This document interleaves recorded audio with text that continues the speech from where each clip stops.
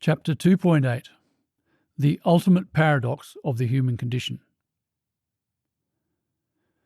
So, if we do have a cooperative past, which we do, and our consciousness is behind our destructiveness, which it is, then the ultimate paradox of the human condition, indeed the reason we are still able to get out of bed in the morning and face the world, is that, as mentioned in Chapter 1.3, we fully conscious humans don't actually believe we are fundamentally bad or evil. Despite all the damning evidence, we don't accept that we are a terrible mistake, a worthless blight on this planet, the face of absolute evil.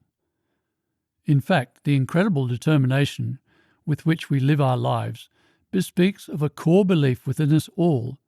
that we are not only not bad or evil, but the great heroes of the story of life on earth, and that one day we will be able to explain why that is true.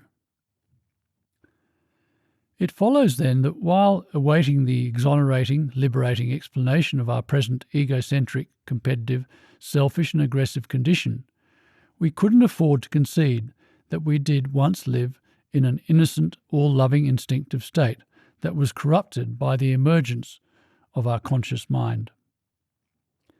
Accepting such truth without the full, clarifying explanation for it would have left us unbearably condemned as bad and worthless, sentenced to a state of completely insecure, permanent damnation. So, as dishonest as it was, there has been a need to deny the truth of our species' cooperative, peaceful past, and the role consciousness played in its corruption. Yes,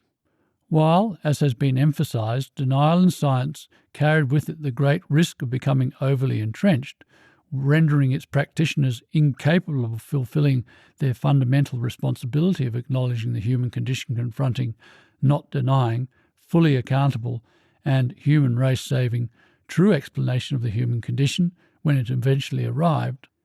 it has been necessary in the interim, not just because we couldn't cope with the depression that resulted from trying to think about the human condition, but because we didn't believe we were fundamentally bad or flawed or the face of absolute evil. Having explained and evidenced the fundamental elements involved in a true analysis of human behaviour, I will now describe how this denial in science led to the development of a litany of human condition avoiding, dishonest, not truly accountable biological theories on human behaviour, all of which will be exposed for the lies they are, including the most prominent and seductive offering of all, that which has been put forward by E.O. Wilson.